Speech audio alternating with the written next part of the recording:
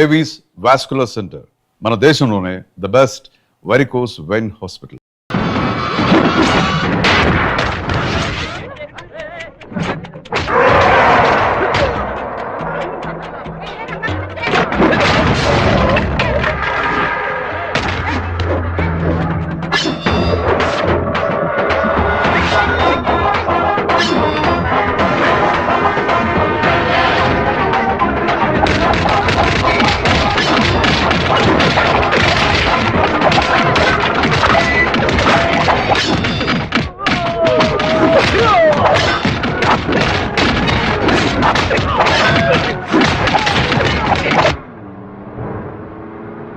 నువ్వు రెడీగా ఉన్నావా? నేను రెడీగా ఉన్నాను.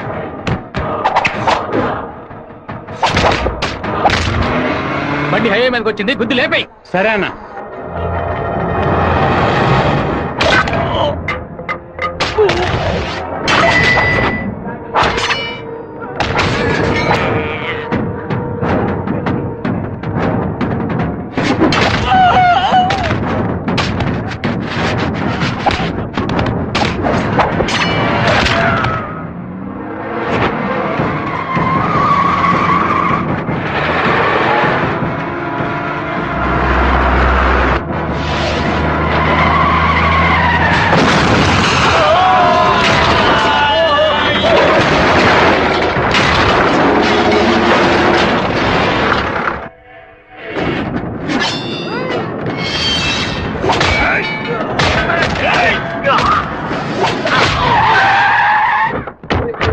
అయ్యో, ఉద్దేశం ఆకుండా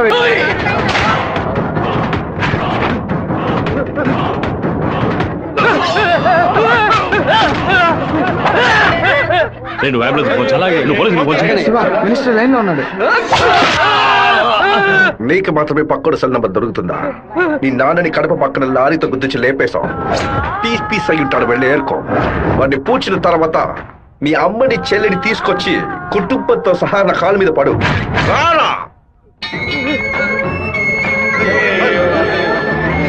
ఫోన్ తీయండి. చూడండి, తీసుకురండి. టార్గెట్ నుంచి 13 కిలోమీటర్. పోలీసు వస్తున్నారా? స్పీడ్ కావాలరా.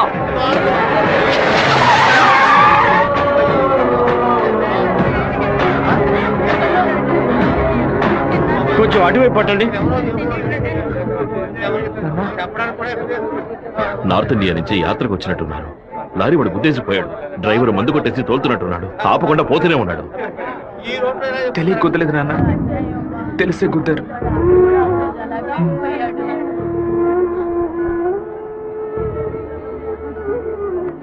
నా పరువు తీసారా? అమ్మని చెల్లిని తీసుకొచ్చి నా కాళ్ళ మీద పడుని ఛాలెంజ్ చేశాను.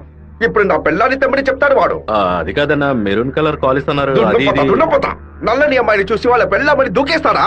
ఒరే, ఫోన్ చేసిన అమ్మాయి వాడి శత్రువా లేదా మనని కన్ఫ్యూజ్ చేయడానికి వాడు చేసిన ఏర్పాటు. శివ, కొంచెం లోపలికి వస్తావా? మాట్లాడాలి. పొద్దున అందరి గురించి నీతో చెప్పాను. రాధికమ్మ కూడా వచ్చి వెళ్ళింది. ఆ విషయం మాత్రం నీతో చెప్పలేదు. అయ్యగారి కాఫీ కలిపేటప్పుడు తను కూడా వంటింట్లో ఉంది బాబు. ఏమంటున్నావు? అత్త ఎక్కడికి వెళ్ళారు? అత్తయ్య పెరట్లో పశువులకి కుడితి కలుపుతోంది. అవును, ఎన్నేళ్లుగా మీరు ఇంట్లో పని మంచిగా పనిచేస్తున్నారు? నేను ఇంట్లో పనిచేస్తున్నానన్న విషయం నువ్వు చెప్తేనే తల్లి నాకు గుర్తుకొచ్చింది. ఓ సరే, నేను అత్తయ్యతో మాట్లాడొస్తాను. పెరట్లోకి వెళ్తానని చెప్పిన అమ్మాయి అక్కడికి వెళ్ళలేదు, వాకిట్లోకి రాలేదు, తర్వాత కనిపించలేదు. ఎవరి గురించి ఏం మాట్లాడుతున్నావు? ఆ అమ్మాయి వదిలిన చెప్పులు కూడా వాకిట్లోనే ఉన్నాయి. కావాలంటే వెళ్ళి చూడు బాబు.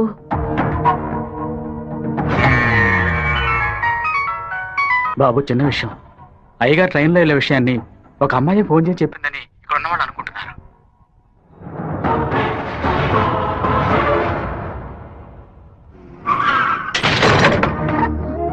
ఏంటిది?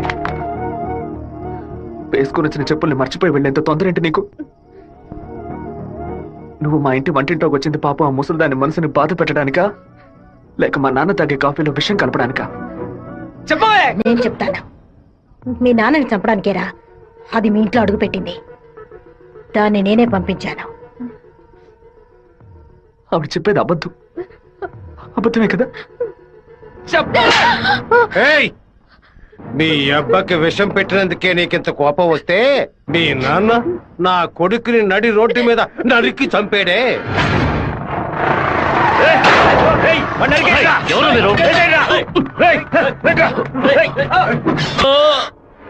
వాణ్ణి చంపి పారేయాలని ఆ రోజే నేను పగబట్టాను. కానీ మీ నాన్న పలుకుబడి అంతస్తు నన్ను ఆ పని చేయనీలేదు. ఒకరోజు నువ్వు మా అమ్మాయితో మాట్లాడుతూ నేను చూశాను. ఆ రోజే నిర్ణయించుకున్నాను, వాణ్ణి చంపడానికి ఇదే సరైన మార్గమని. పుట్టింది ఆడపిల్ల గనక దీని చేతికి విషం ఇచ్చి పంపాను. అదే మగపిల్లాడు గనక పుట్టుంటే వాడి చేతికి కత్తిచ్చి పంపేదాన్ని. వాళ్ళ నాన్నగారి జ్ఞాపకం నా కూతురికి రాకూడదని 10 ఏళ్లు దాన్ని ఇంటి నుంచి దూరంగా ఉంచాను. మా నాన్న నిజంగా హత్య చేసుంటారో లేదో నాకు తెలియదు. నీ పగ తీర్చుకోవడానికి నువ్వు ఇంకేం చెప్పానో మా ఇంట్లోకి వచ్చి ఉండొచ్చు. నా ప్రేమ తప్ప నీకు ఇంకేం దొరకలేదా? పత్తికుండగానే పాతి పెట్టేశావు కదా.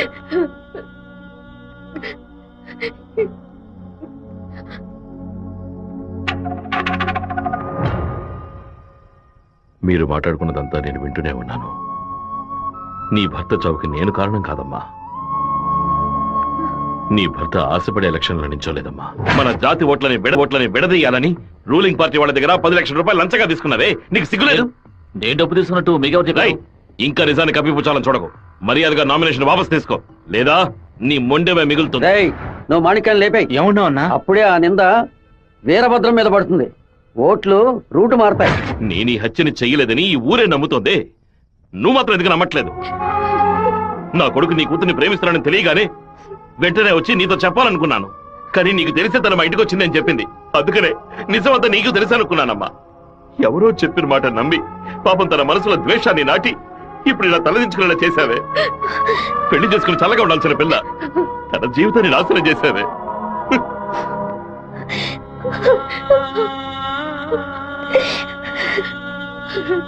నువ్వు నాకు మాత్రమే ద్రోహం చేయలేదే, మా అమ్మ నాన్న చెల్లెలు అందరూ నీ మీద పెంచుకున్న ప్రేమకు ద్రోహం చేశావు. ఒళ్ళమ్ముకొని బతికి ఆడది కూడా ప్రేమించినట్టు నటించమంటే చీయని ఉమ్మేసి వెళ్ళిపోతుంది.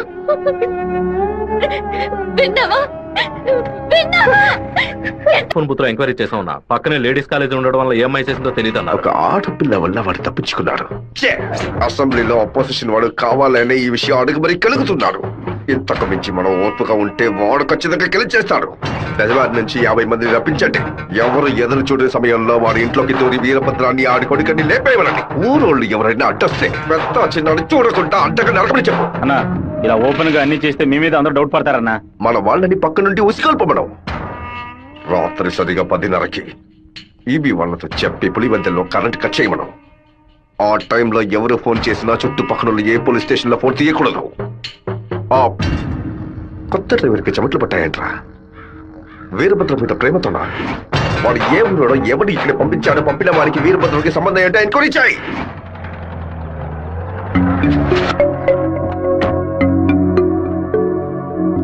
పెళ్లి ఏమిటన్నయ్యా? వద్దమ్మా. ఎప్పుడు నాన్న గురించి మాట్లాడుతుంటావుగా, నాన్న ఇలాగే ప్రవర్తిస్తారా? శత్రువైనా మర్యాదించి మాట్లాడతారు కదా, వెళ్ళనయ్యా.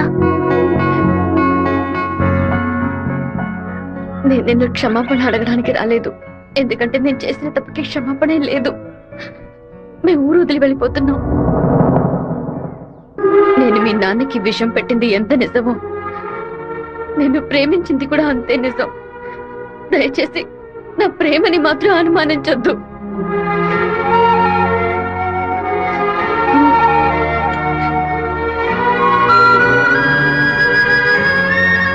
బావా, నీతో మాట్లాడాలరా. ఏదో అమ్మ మాట విని తెలియక తప్పు చేసిందిరా.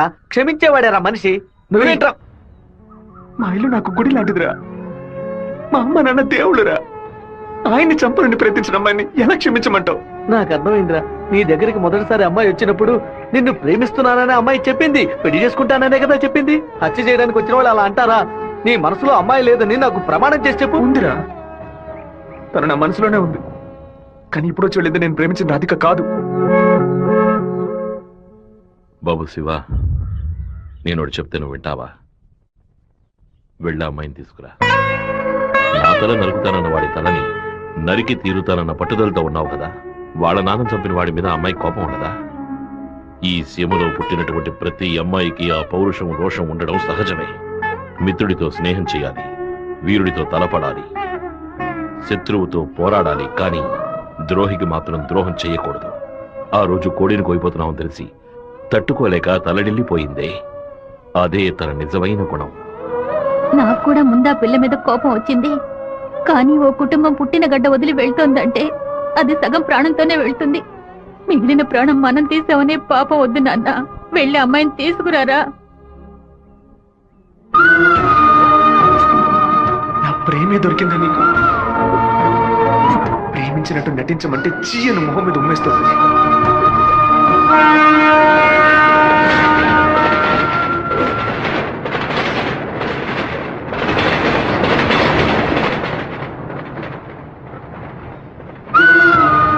రా ఇంటికి వెళ్దాం. నాన్న తీసుకురమ్మన్నారు. రా ఇంటికి వెళ్దాం. నేను రాను. ఏంటి ఎప్పుడు చూసినా తప్పు నేను తీసుకున్నా. ఇందుకే నేను ఇలా చంపుతున్నావు. నువ్వు లేకుండా నేను బతకలేనే.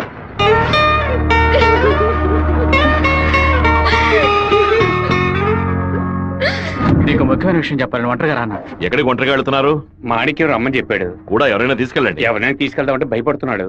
ఒంటరిగానే వెళ్ళొస్తా. వద్దొద్దు సుబ్బారావు, అయ్యా అన్నతోటి వెళ్ళు. సరేనే. 2 కత్తులు తీసుకెళ్ళు. ఇవ్వు. నువ్వు లోపలే దాక్కుని చూడు. బెజవాడ పెద్ద దగ్గర ఎంక్వైరీ చేశాను. ఆ డ్రైవర్ ని పంపించింది మురళీ ట్రావెల్స్ గోవిందరాజు. వాడికి వీరభద్రానికి పెద్ద లింక్ ఉందన్నా. పెట్రోల్ బంక్ వెళ్ళాడనా? వెళ్ళే సాకుతో మన ప్లాన్ లీక్ వచ్చేస్తాడేమో. వెళ్ళి వేస్తాడ్రా. అన్నా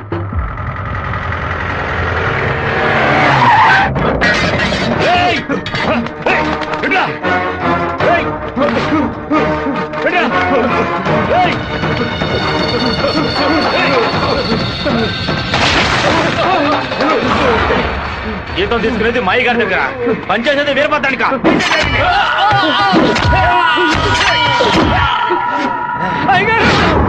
మన సత్యమూర్తి అన్నది దగ్గర మనుషులు చంపేశారయ్యా.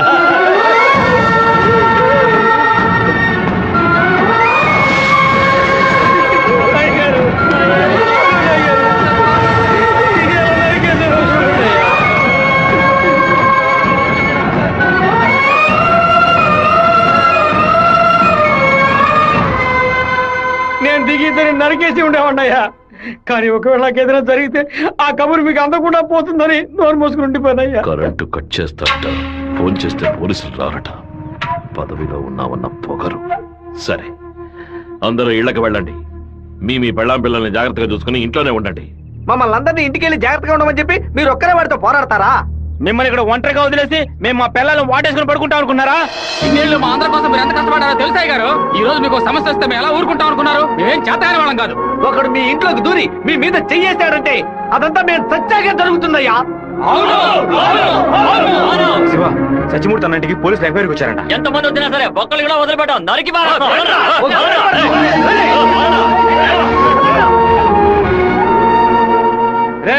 ఎవరు వచ్చినా సరే కట్టుకో కంటగా నరికేస్తాం.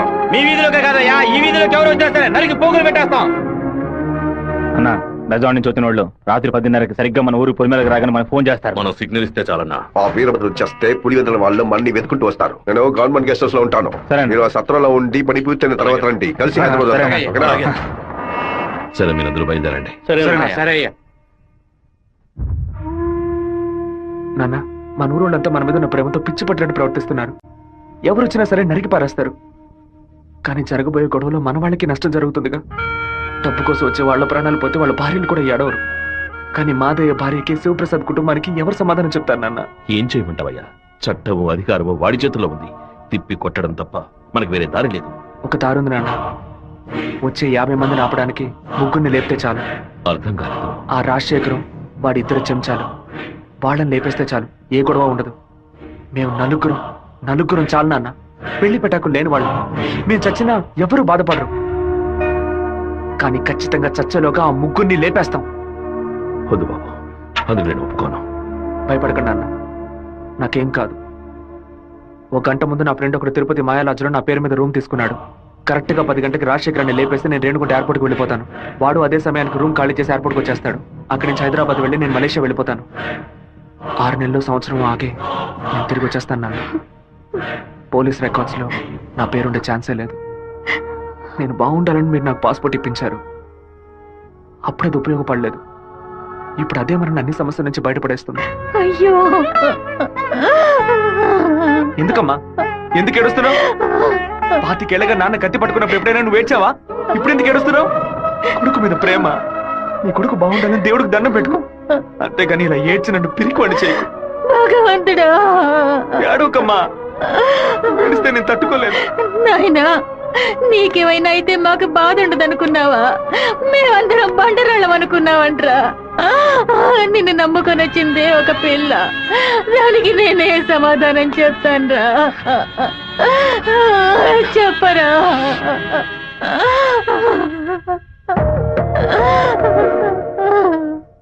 చెప్పు, నేను ఇప్పుడు ఏం చేయను? ఇన్ని రోజులు ప్రతి ఒక్క కత్తి వెనక రక్తం మాత్రమే ఉంటుందనుకున్నాను, కానీ ఇంత పెద్ద పోరాటమే ఉంటుందని ఇప్పుడే నాకు అర్థమైంది. నేను వెయిట్ చేస్తుంటాను, తిరిగి వచ్చేంత వరకు వెయిట్ చేస్తుంటాను. మీరే చెప్పారు కదనా, కోపిష్టి కత్తి పడితేనే తప్పు, కాపలావిడ పడితే తప్పు లేదని. నేను కోపంతో వెళ్ళట్లేదు నాన్న, మనల్ని కాపాడుకోవడానికి వెళ్తున్నాను.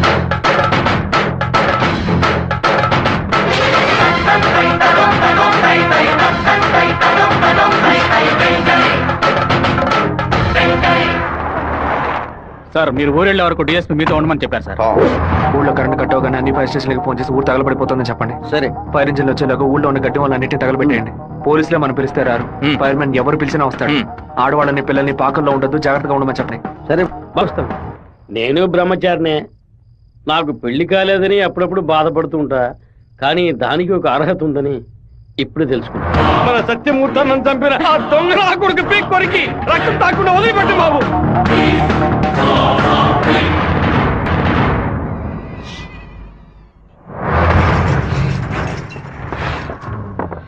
శివ, ఇంట్లో ఎవరు లేరు, అందరూ కళ్యాణ మండపంలో ఉన్నారు. మనం చాలా జాగ్రత్తగా ఉండాలి. ముందు ప్లాన్ చేసి వాళ్ళని 2 గ్రూపులుగా విడదీసి ఊరు బయటికి తీసుకెళ్ళాలి. చిన్నాయనా, టైం 10:30 కావస్తుంది, ఇంతవరకు ఏ కబురు లేదు.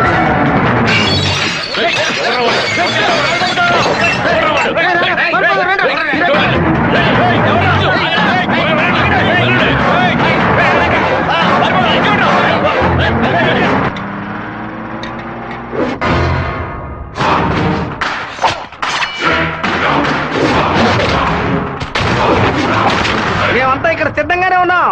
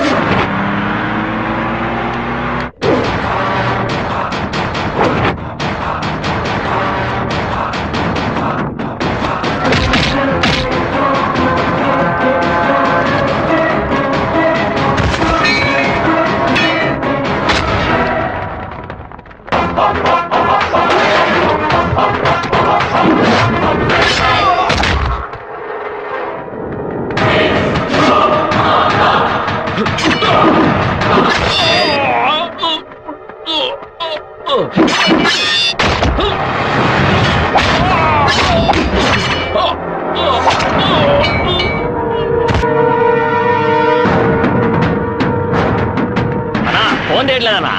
ఊళ్ళోకి వెళ్ళి చూద్దాం పదండి. వాళ్ళు పక్కనే ఉన్న రైలు పొదలో ఉన్నారు.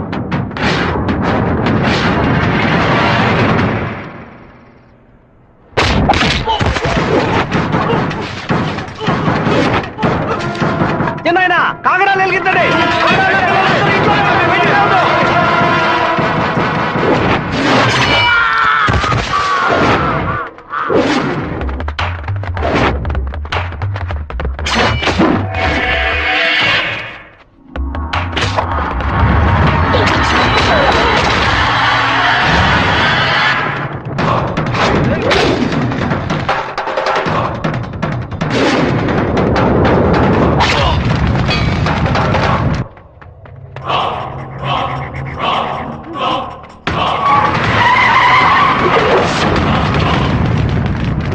అన్నా, ఏంటన్నది? మన రమ్మని బాలే పని పూర్తి చేసినట్టున్నారు.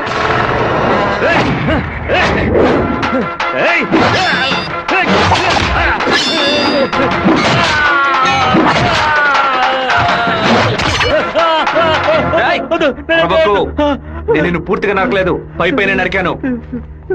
నేను చెప్పినట్టు మీరు నడుచుకున్నావు అంటే నేను ఇలాగే ఎత్తుకెళ్ళి ఇక్కడున్న జనరల్ హాస్పిటల్లో చేర్పిస్తాను, బతికిపోతావు. లేదు ఇక్కడే గిలిగిలా కొట్టుకుని చావు, నరికిన చోట మట్టేసి వెళ్ళిపోతాను. ఏమంటావు? నేను చెప్పింది చెప్పినట్టు చేస్తాను. వీరభద్రాన్ని అమ్మోరు గుడి పక్కన కొలం దగ్గర బంధించి ఉంచామన్నా. నిజంగానే అంటున్నావా? అన్న వెంటనే రా అన్నా. అన్నా ఎక్కడికి వెళ్తున్నారు? వాడి నా చింతతో నరకాలరా. ఇప్పుడు బయటికి వెళ్తే రేపు పోలీసు వాడే రాక్షాయి కూర్చుంటాడు. అయితే ఒక పని చేయి, వాళ్ళకి తెలియకుండా కార్ని వెనక్కి తీసుకురా. ఇది కూడా తాళం.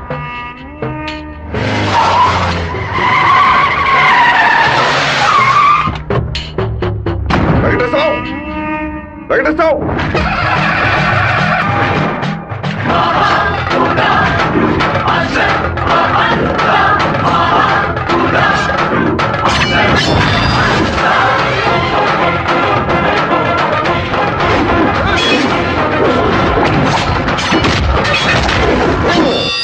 రారా రా రా రా రా.